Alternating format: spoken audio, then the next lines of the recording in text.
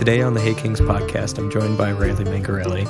We're going to talk about water and dirt, the simplest things in agriculture, some of our challenges in having a professional life and being involved in agriculture. Can you talk about your farming operation that you grew up on? Sure. My dad is a third generation out here. His grandfather kind of started a hop farm in the Yakima Valley, which is... Now, Riley, that's special. Talk a little bit about hops in the Yakima Valley. Yeah. So if you look globally, just to give you the macro view, about 40% of the hops in the world are grown in the U.S., and the other 40% are grown in Germany, with a few scattered abroad the rest of the world.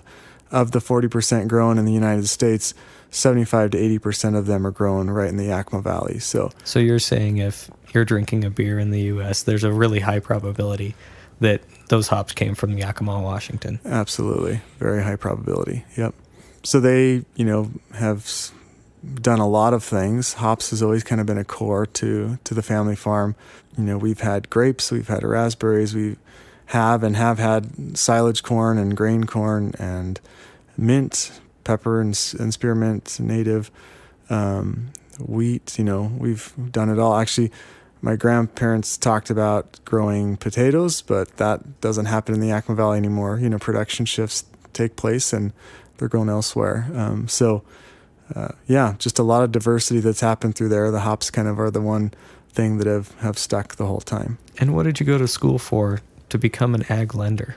I didn't go to school to become an ag lender. I didn't think I wanted to be a banker. I don't know how many kids grew up saying, I want to be a banker when I grow up. I really wasn't one of those. I went to school to study animal science production management and ag economics. So I thought I wanted to work on a feedlot or in a slaughter facility or something like that. I love animal production and animal ag. Whenever I started to get through school, I started to get recruited and flown back to the Midwest. I thought, I love the Northwest. I love the Pacific Northwest, and I don't know if I could end up in the Midwest. So I started looking closer to home and found the ag lender deal to be pretty interesting and exciting because I get to help people in the ag industry every day and help them essentially execute on their dreams and help their family to keep going. Now, Riley, we've been all over the world together. Quite literally. We have. You've shared with me that the transition from being a farm kid to a professional is challenging. Mm-hmm. Talk me through that a little bit. I think anyone who grows up on a farm you just start working at a ridiculously young age, and you learn to love that and love dirt and love to see something that comes out of the ground and grows into something completely new. Very few people, I think, in the world get the opportunity to have work that's like that. And whenever you grow up that way, it just becomes a part of you, I guess. Moving into the professional world, now, one thing I do love is weekends. As a professional, that's a beautiful thing, that really doesn't happen on the farm. The rest of it you still long for. For me, so I'm also a Christian, and I think one of the most important things for me is, I always found God in those things, in the ag world and what he creates out of nothing, essentially, that we get to be a part of. That's also something that I've always wanted to stay attached to. And so I personally, before even I met my wife, have done some kind of ag production just because. And my wife and I want to raise our kids that way, even though I will be a professional and, we'll be at work 8 or 10 hours a day. We still want to have something at home for our kids to grow up in that way too. So you're talking about a couple of cows. Yep. A couple cows, a few horses, a little bit of hay. Right now we, in our little place, we have 20 acres and we just raise grass and then, market those cattle as grass-fed beef, essentially. A little bit ago, you mentioned dirt. This is something that I've struggled with here a little bit recently, is a little bit of an addiction to dirt that might be slowing me down. In my case, it was a particular piece of dirt and an idea that went along with it. What's your experience? You can ask any of my customers that I work with, and I use this phrase a lot. I consider dirt sacred.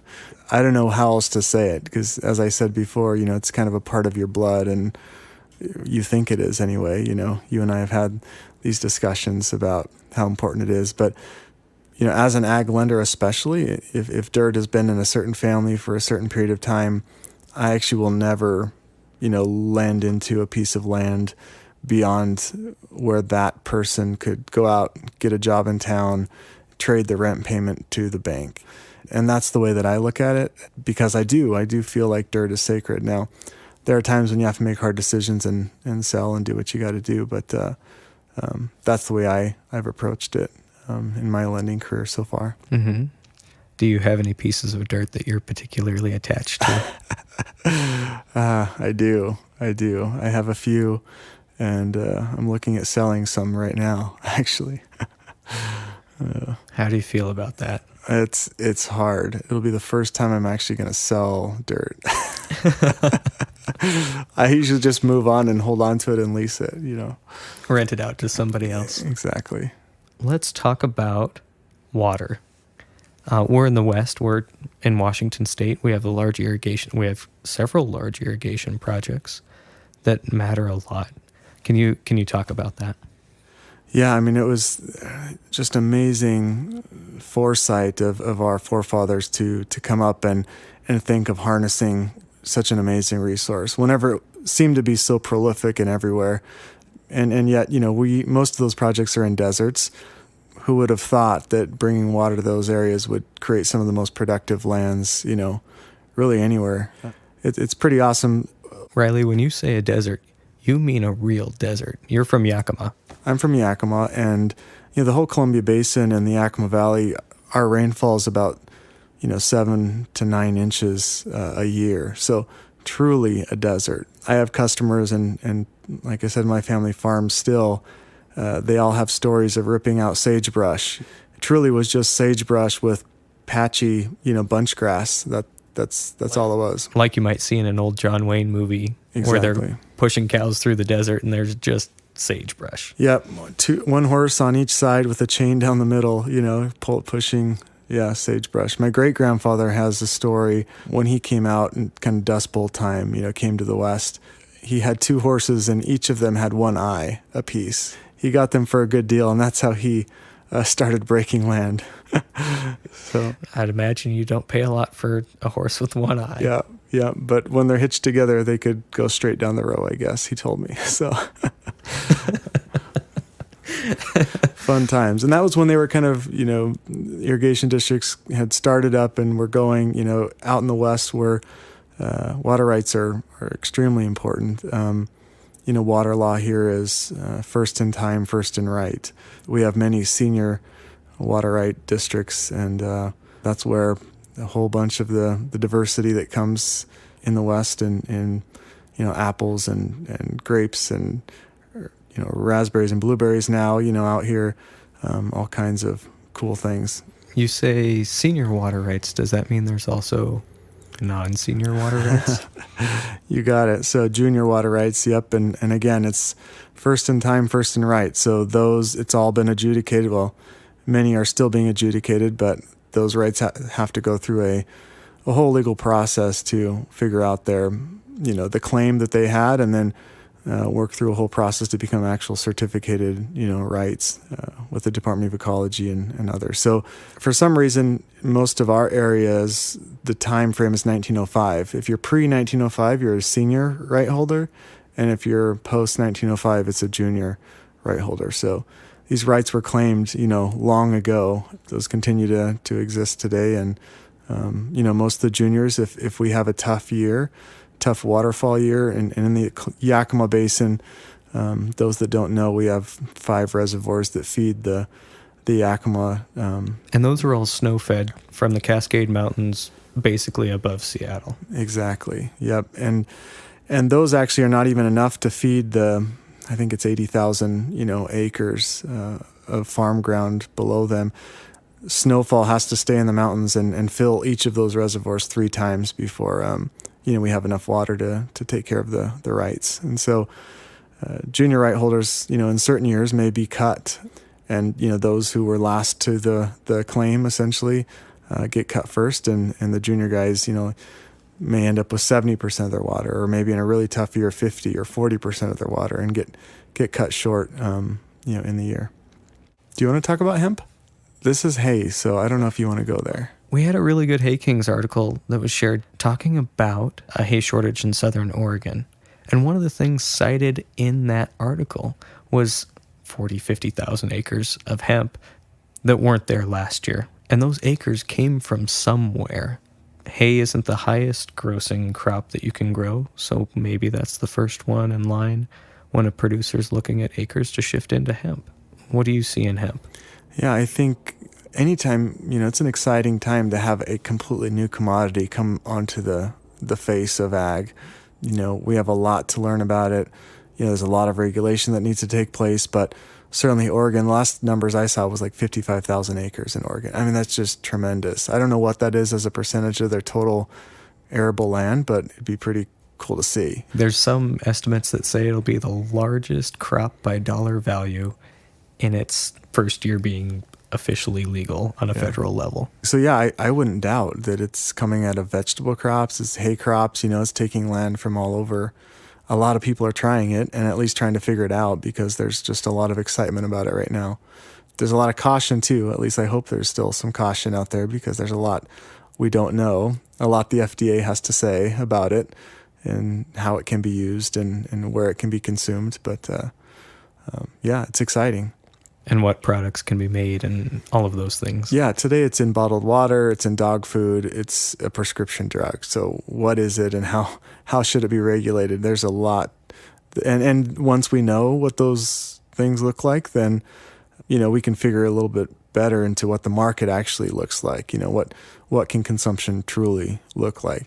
If it's going to be in bottled water and everything, I mean, the sky's the limit. But my guess is the FDA is going to have a few more things to say about it than to allow it to be just used for everything. Sure. What are some of the other things that you're looking at in hemp? It's really exciting because it's three crops. There's the fiber side of hemp, there's the grain side of hemp, which is grain, hemp hearts. People have seen those or heard of them. And then there's a cold pressed oil that comes out of that, the hemp hearts, it's like cooking oil.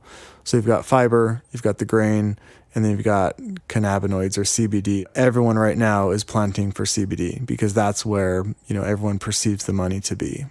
There are some crazy numbers everyone's throwing out, between, who knows, $50 and over $100,000 an acre that people are netting, Now, that was probably before we, were out of the pilot phase and had 55,000 acres of hemp. That's what's exciting to me is there's three different kinds of crops that are out there. I think we're figuring out a lot of different ways to grow it. One thing I love about American farmers is they're just the most genius people around figuring it out. We're harvesting it in absolutely as many ways as you can imagine, and they'll figure out the best way to do it and, share with their neighbor, and down the road we'll go and we'll have a great market. But it's going to take some time and some serious volatility before we get there, and we're going to oversupply it just like every other commodity we grow at some point, and then it'll shake out and end up in the right growing regions, in the right farmers' hands, and I think we'll create a great product for the American consumer. It's a little bit like those potatoes in the Yakima Valley. Hemp will be grown some places and not others, and we just need to figure out where that settles in. Absolutely. Varietals as well. This being so new, there's a lot of genetics that need to be developed in hemp, just like in every other crop we grow, and they're going to get better and better. Some will be suited for certain climates and others will be suited for others, and some will be suited for fiber production and others will be suited for, high CBD oil. That's all exciting, and it's not just the CBD, it's nurseries, there's many industries that'll be built around it as well. So, and maybe some choppers and balers and harvesting equipment and things that don't exist yet, right? Absolutely. Yeah. That's, I know that there are various people using hay equipment to harvest, these crops right now, this hemp, and trying to bale it, trying to wrap it. There's all, we're doing it all different ways, and we'll figure out what works. But there'll be a lot of us that fail too, I think, in the process, and the good thing is I think many of those who are doing it are mostly experimenting. Now some have gone in a big way, but there's a lot of experimenting happening. So, but experimenting in the right way with hemp and not marijuana. Can you just clarify the difference between the two? Absolutely. So hemp essentially became legal in the 2014 Farm Bill under a pilot program that the USDA put out. And in 2018, the Farm Bill took hemp off of it's like the DEA's list. I don't know, it's Schedule 1 or the narcotics list, essentially. We have a good definition now federally of what hemp is in relation to other cannabis or marijuana. And it's, 0.3% THC or less. That's the maximum amount of THC. And THC is the stuff that's psychoactive that, can cause people to get high, essentially. So, you would have to smoke like 2 tons of hemp to get a buzz, and your lungs are going to burn out long before that. So, so hemp, and it's tested, heavily regulated as well. The USDA will come out with their own program. The states can adopt that or have their own program that gets approved by the USDA. All of the farms that I've visited with hemp, have been tested for THC and can be subject to random testing as well. And so far, I'm hearing great things out of all that. There is a lot of standardizing of testing that we need to figure out between the states and all of that, but more to come there. The other thing to note is, THC it can be in 2 forms. It can be in the alpha form, which is when it's in the plant. It's kind of an alpha acid form, and then whenever it's heated or processed, that's when it becomes delta 9 THC, and that's actually the psychoactive version of THC. So some states may be just testing for delta 9, and others might be testing for both of them together, and that's going to change. So there's some regulatory clarity needed for that. Absolutely. Yep. We're kind of figuring it out as we go right now. Yeah. Why do you think Hay Kings is so popular? I think people want to be surrounded by those who are like them, that have the same interests. And in the world of agriculture, there was a gap. There was space to talk about corn and soybeans. I think the hay industry got left behind a little bit. I think it got left behind in the 50s and 60s when the baby boomers were moving off of the farm, and the last connection that people had to agriculture was bucking bales on their grandpa's farm, riding the hay wagon behind the baler or bucking bales onto a trailer. And all they can remember about it is it was hard, miserable work. And I think Hay Kings has provided a place to reconnect with agriculture a little bit and understand that it's a business, that there are other people doing it, that the industry has grown, that's innovated, it's become something that they almost don't recognize. And they want to be a part of that. They want to see that. I think people inherently like innovation. They like to see progress, whether they admit it or not. But most of all, I think people want to connect. Mm-hmm. I think it provides a space where you can look at a giant round baler in Texas or a 2370 Massey big baler baling oats in Western Australia and seeing paddocks that are thousands of hectares and a totally different scale than what they remember growing up on their grandpa's farm. And then all of a sudden, you can mash those things together, taking this idea of scale and grandeur. And sometimes it's a great thing to encourage a producer to grow and expand and to see opportunity. And sometimes it's just really neat to look at. Mm-hmm. I love seeing the diversity that's out there in the ways that people put up hay. It's just amazing. That's why I'm a part of the group. And I like the wrecks. I like to see the wrecks. Oh. When people are willing to share their wrecks, we used to do that on the farm. My dad would take a picture if we sunk something up to the axles or whatever, There were always those pictures for some reason that for the shop, to remember. But I feel I remember that when I get to see some of the wrecks and fires and whatever, people share on Hay Kings. Right. What surprised you the most about kind of the growth of Hay Kings and the direction it went? I thought I was the only one that was batshit crazy enough to think and talk about hay all the time. I'm not the only one. That's what surprised me the most, that there's other people that wanted to do this. And not just a few. I'll look at something and someone sheared a pin off and there's 90 people that comment, that care enough to comment and tell them how to fix it. I'm like, are you serious? That's amazing. Right. It's really cool. Right. And some of the comments, of course, are, sarcastic and whatnot, but that makes it all the funner. Oh, that's the welcome to the internet, right?